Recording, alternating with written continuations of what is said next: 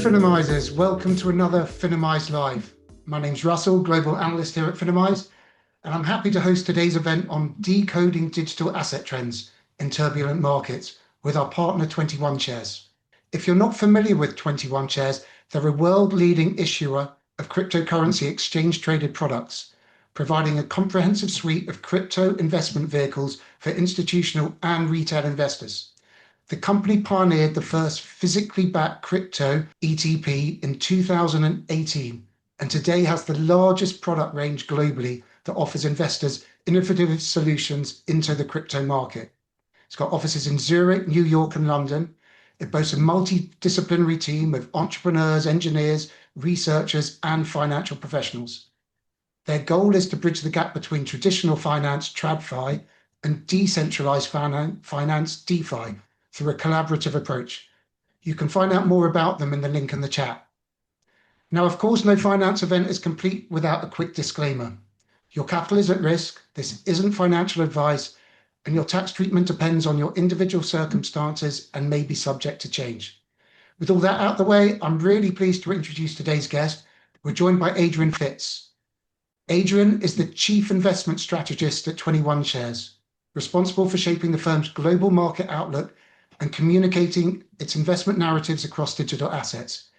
He bridges research, product, capital markets, and sales to help investors navigate the evolving digital asset landscape. He's also a lecturer at the HWZ Zurich University of Applied Sciences and a certified crypto finance expert. Before entering the crypto industry, he worked in traditional finance for several years, including management consulting, corporate finance, and investment banking. Adrian, it's a real pleasure to have you here today. How are you doing? What an intro. What a warm welcome. Thanks for having me. Good evening or good afternoon to all the Finimizers. And I'm looking forward to this chat with you, Russell. Excellent. You'll see a poll on the screen. Please take a look and vote. We'll share the answers just about ahead of the audience Q&A. Okay, so let's dive in. First up, Adrian, digital assets have had a turbulent start to 2026. How would you characterize where we are right now, and how does it feel different from previous cycles? Yeah, that's an excellent question. Obviously, crypto assets, digital assets, they had quite a volatile start into the year. But I would frame this, less as turbulence and more as a transition. I think what's fundamentally different today is that crypto is no longer driven primarily by retail narratives or speculative cycles. I think what we're seeing is the financialization of the asset class. Once again, like in the past, it was very much liquidity driven, a lot of speculation. But I think just giving the institutional adoption, the regulatory changes, the regulated products, but also the infrastructure that is being implemented, we see a clear shift towards adoption and also allocations. So yeah, this volatility hurts, obviously, looking at the chart, but I would say this is clear price discovery under structural demand. Which is obviously a very different kind of volatility. It's not fragility, it's really much maturation. Okay, thanks. So when you're looking at the different crypto assets currently, is there diverging performance between them? And if so, what do you think are the themes and drivers of that change? I would say we are starting to see some dispersion. Of course, historically, crypto assets as a whole, they've been quite correlated. And usually, Bitcoin leads the wave or kind of sets the tone of the crypto asset market. But we at 21 Shares, we truly believe we will see some decorrelation. And once again, I think it's actually a sign of the maturity. I think crypto will no longer be this one single trade. It's really becoming a set of distinct investment verticals. And that's clearly what an asset class is, right? So I think the structures, Bitcoin really stands out as this macro digital monetary asset, limited in supply, a non-sovereign asset. It has different value propositions compared to many of the other crypto assets, and therefore should be treated differently in an investment portfolio as well. Then, of course, you have things like Ethereum, Solana. They really act as the playground for a lot of innovation that is happening right now. They are really the financial rails for the future of finance, and they're also the settlement layers. So we call it kind of, they built the infrastructure layer, and therefore a lot of innovation that we're seeing right now. And that's kind of like the last big vertical, I would say, is the innovation layer. Everything that has to do with stable coins, with tokenization, decentralized finance, the convergence of AI and crypto, all of these things obviously built on top of that infrastructure layer. So yeah, and if we look at prices, there are some outliers. I think in the future, performance is or will be increasingly driven by actual use cases and also cash flow potential, not just narrative, meaning that, yeah, liquidity will come back to the crypto asset market, but it will be much more selective. And I think it's important because that turns a narrative-driven market into a true asset class. Super interesting. Thanks, Sam. So, which do you think of macro regulation, institutional and retail flows is having the biggest impact on crypto markets this year, and why? Well, it's a tough question because there's so many factors going on right now. Paul, if I had to prioritize, I'd say macro really sets the direction right now. But I think the institutional flows, they really define the magnitude of the move. So yeah, once again, I would put macro first. I think liquidity is the most important thing for digital assets. Interest rates, real yields, dollar strength. Yeah, crypto really became a macro-driven asset class as well. So in the short term, I would say macro, but below that, of course, regulation and institutional adoption absolutely matters because that truly, yeah, lowers the barriers of entry. And we've seen a lot of regulatory tailwinds coming from the US with the Genius Act. Of course, we're waiting for the Clarity Act. And also then that institutional demand that is slowly picking up. It really creates structural, sticky demand, which is quite interesting to see because in the US, for instance, Bitcoin ETFs, yes, prices are down or almost 40, 50%, but the ETF Bitcoin holdings are only down 5%, which clearly shows you that some of those traditional regulated investors, they really hold through that volatility. And we've seen a change of hands from, yeah, early retail investors and now kind of the traditional investors coming in. And in Europe, it's even more evident because in Europe, since October 10th, since the last peak, we've actually seen over 1 billion in net new inflows. Or year to date, it was, I think, over 650 million into crypto ETPs. So yeah, I think for the first time, crypto is trading as part of the broader macro system, not just outside of it. But yeah, it's becoming far beyond just a speculative asset class. That flow info is really interesting. Thanks. So you've touched on these just briefly, but let's go in. So ETPs have become a major on-ramp for crypto exposure. What should investors actually understand about how these products work before they buy them? That's also an excellent question.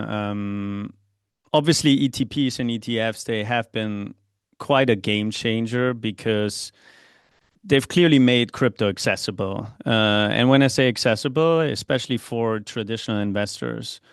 On our side, of course, we talk to a lot of family offices, private banking, traditional asset managers, hedge funds.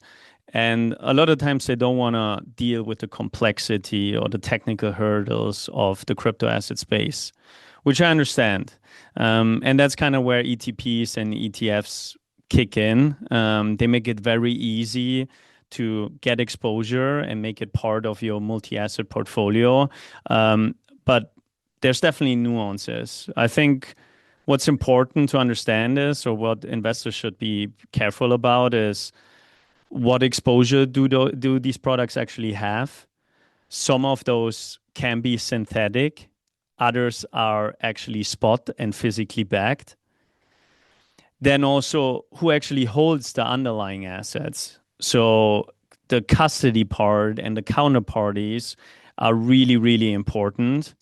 And then also, how does the product behave? Of course, there's a lot of plain vanilla products that just offer you exposure to Bitcoin, for instance, and the Bitcoin spot price. But there's even now ETPs that include staking, which is kind of like a crypto native dividend of some sort. And here, obviously, that dividend is being generated differently from one product to another, from one issue to another. And I think here it's really important to understand the nuances. So yeah, of course, the ETP, the ETF, it's a wrapper. But the quality of that wrapper definitely matters. And I always say, if you don't understand what's under the hood, you're not investing in crypto, you're investing in a structure. Sounds like you need to make everyone has to do their own work and make sure they know what they're doing. Um, Looking forward over the next year or two, what do you think will be the key events or catalysts to improve sentiment and flows towards digital assets? That's a tough question. Of course, I don't have a crystal ball, but I would say I hope the next phase for digital asset won't be driven by hype. I hope it will be driven by, yeah, capital formation and real world integration. Maybe I would say like three things that really stand out is, of course, the institutional adoption and the institutional allocations. So while we have some early innings of bigger institutional investors allocating, like the Harvard University endowment, we have the Luxembourg Fund investing via Bitcoin ETFs. Some bigger asset managers, including it in discretionary portfolios. So we are seeing the early innings, but I believe we're still very, very early. Why? Because it will take some time. We had some good examples from the US where, yeah, Vanguard did a 180 in regards to crypto, allowing their customers to allocate. We had the same for Bank of America, Morgan Stanley, a lot of the examples. In the UK, we just lifted the retail ban. A lot of products still need to be listed on all the different platforms. So while the plumbing started to be implemented, it will take some time until we see those flows. So that's number one. And then the other two, I would say, are just the structural trends. And I think here, what truly stands out, obviously, are the mega trends like stablecoins and tokenization. So stablecoins, of course, they become the core financial infrastructure, the liquidity backbone of this entire new system. And tokenization is truly bridging traditional and digital assets. When investors always ask me, Adrian, how do you see the long-term future of crypto? I actually say it might be actually very boring. Why I'm saying this is because what's being built here is financial infrastructure, but financial infrastructure that is at the speed of the internet. So at one point, we will all be trading tokenized assets or using stable coins, but we won't notice. I always make that joke and say, you remember when you had your first digital camera? We all called it digital cameras, but now every camera is digital, obviously. Now we talk about analog cameras. And I see it the same way here. Now we call it stable coins or tokenized this and that. At one point, it will just be assets and traditional payments. Super interesting analogy. Thanks for that. Okay, so Now it's time to turn this over to all of you tuning in for Q&A. I see some questions sort of in there on the questions sort of chat, so thanks for that. But let's just take a quick look at those poll results. Um, Adrian, any thoughts there? Any surprises? What are you thinking about? I think it reflects the current sentiment quite well. Yeah, we have yeah, we have a few people buying, a few people selling, but the majority is definitely between waiting for an additional dip, and yeah, 50% are actually holding.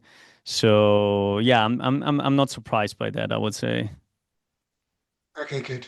Thanks, everybody. Okay, let's move across to the questions. Starting from the top here, someone saying, I hold XRP, Ether, Bitcoin. I also hold TradFi ETFs. Do ETPs add value and stability in the same way as these ETFs? Yeah, absolutely, it can.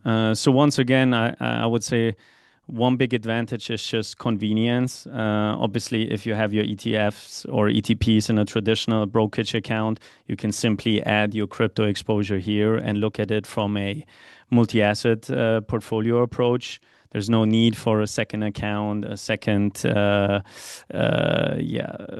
wallet or whatsoever. It's really all in once. And that obviously helps with, yeah, potential tax implications. By the end of the year, you get your tax statement from your broker. So it's very easy to just have everything under one hood. Other than that, it's different in regards to transparency. We've seen in the past, yeah, some crypto exchanges do fail.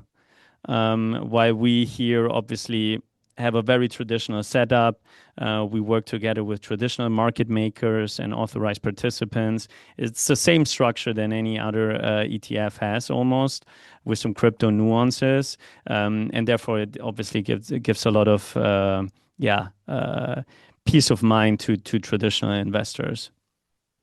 And also, lastly, I would say liquidity. Those products are obviously very, very liquid. Okay, good. Thanks for that. So, next one. How big is the risk of quantum computing being so advanced that the whole decryption of the crypto world could be at risk? Does that mean that crypto might not exist in the coming years due to advancements in from that quantum? That's a fantastic question. And it's a question we get quite a bit at the moment. We're actually working on a extensive research paper that we're gonna, yeah, release anytime soon. So please make sure to check it out. But on a high level, yes, it is a risk. I think it needs to be taken seriously. And but so does the crypto and the Bitcoin community. We do already have some yeah, improvement proposals for Bitcoin, for instance, to make it quantum resistant. And in general, I think everyone's aware that this in the future might be a problem. However, I would say it's a bit overblown. I don't see it as a near-term risk. Don't forget we're in a bear market, and that's usually where you see a lot of fear and uncertainty, and a lot of headlines that fuel that negative sentiment. Um, I'm a true believer in price. Price tells me, show me the price, I tell you the story. If quantum computing would truly be at its maturity already, I would expect that to be reflected in some of those quantum computing equities as well. And yeah, just take a look at those pure players in quantum computing, D-Wave. They all had their peak end of last year, but they went quite into a correction. Excellent. Thanks for that. So, global unrest normally leads to strengthening of non-fiat currencies. Are we seeing more of a lag here than normal with the current global affairs, or is somewhere else seeing this bolstering or this boost from it? I mean, just looking at some of the recent events, maybe Ukraine, Russia, maybe the attack on Israel, or the current war in Iran. Usually, in the short term, Bitcoin reacts first. So we're seeing usually, yeah, a first correction, a first drawdown in the Bitcoin price, because for some reason all of these things all happen on a weekend. And of course, the beauty of the crypto asset space is that it trades 24/7, meaning if the market is closed on a Saturday night, investors still want to express their emotions, and usually it happens with Bitcoin. Um, However, within kind of like 60 or 90 days post those events, Bitcoin actually had a 20+% average return. So it clearly shows that it might be being used or seen as a hedge against global unrest or uncertainty. Okay, good. Going to jump down one question from the thing there. So, what do you think are the key use cases that's going to drive the scale of adoption? What's the foundational platform being created that will make it have a broader adoption? What are the use cases? Yeah, I think that goes back to of course stablecoins and tokenization. Um, those are the crypto's best product market fit to date.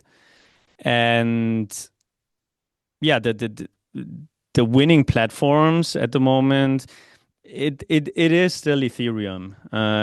The majority of stablecoins, there are over 300 billion in circulation. Over half of that live on the Ethereum blockchain. The same for tokenization. Ethereum is still the top choice because of its long track record, its stability. Is it slow sometimes? Is it not as nimble as other blockchains? Absolutely. But as of today, it is still number one. However, I would say that doesn't mean that in the long run, Ethereum will be the winner. I think that's where investors really gotta look closely and watch the trends. I always say it's almost kind of like a Microsoft versus Apple, or the Apple Store versus the Google Play Store, or iPhone versus BlackBerry. Even here, trends might change in the future, but I would say that doesn't mean that it will disrupt those structural trends that are happening right now. The last thing I would point out for mainstream adoption is, I think AI, the convergence of AI and blockchains. We see a lot of potential here because AI agents, a big chunk of them will be using blockchain rails, because they just have micropayments in real time. So let's say if you do an API call, if you request any data from certain websites or providers, AI agents can do that and pay for those services in real time using blockchain technology. And they can abstract away from the complexity. Any one of you Finimizers who try to play around with the blockchain directly, it can be a burden.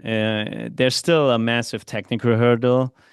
It's not a nice user experience. If you got to put your wallet on Ethereum, you got to bridge it to a layer 2 and bridge it to another. It's quite complex, but AI agents can truly help here to abstract away from that, and basically make it easy for anyone to use. So, talking to use case, I'm going to drop down on the chat because it's one of the questions is, what do you think are some of the opportunities as an entrepreneur that someone can explore?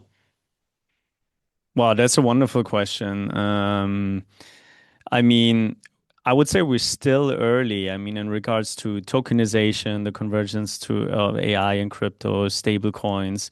There's a lot that still needs to be built. To be really honest, if I would have a clear answer, I might be building that company myself. So I would say just stay curious and see if there's any potential market opportunity to build a company or build a product. Okay.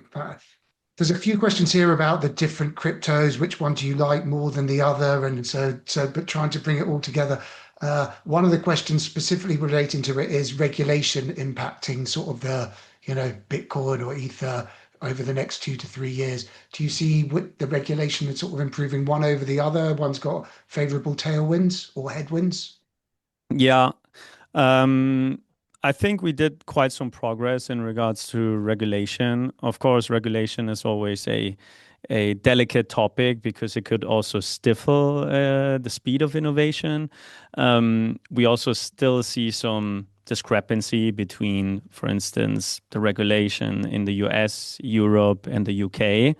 But I think it will smooth out in the long run. I think the big missing piece, or everyone's waiting for, is obviously the Clarity Act in the US, clearly separating who takes charge of what. Is it the CFTC, the SEC? I think it's an important piece just for institutional investors to have that last green light for their allocations. Do I believe it will be a major catalyst that once it passes, it will catapult us beyond 150K? I also don't think so. I think that's a bit overblown. Is it an important bill? Absolutely, especially for the long run. But I wouldn't see it as a massive price catalyst. Okay, good. There's a bunch of other questions here about, crypto price and everything else. And also, one question that jumped up at me was, are there any hidden gems or surprisingly resilient digital assets? We've talked about lots already, so thanks. But is there sort of something out there that's kind of triggered your thing that you've been looking at that's kind of like... Yeah. I mean, there's of course, for any investor, it's different risk profile, should be treated differently in a portfolio. But I think one project that really stood out over the last couple of weeks and months is hyperliquid, is called. And hyperliquid is basically a decentralized trading platform. So when you open up hyperliquid, it basically looks like a Saxo Bank interactive broker interface. And what you can do on hyperliquid is trade derivatives. To be more specific, on-chain derivatives that are called perpetual futures. Now, why hyperliquid stands out? Because it generates so much revenue and cash flow. It's almost unbelievable. I always like to compare it to traditional counterparts.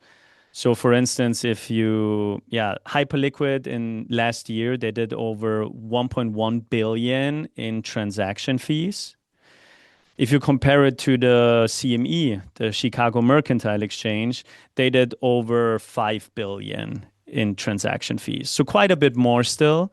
But the big difference is that, the CME, they have over 3.7K employees, while Hyperliquid only has 11 people behind the protocol. So they make over 100 million per employee in revenue, which is quite outstanding.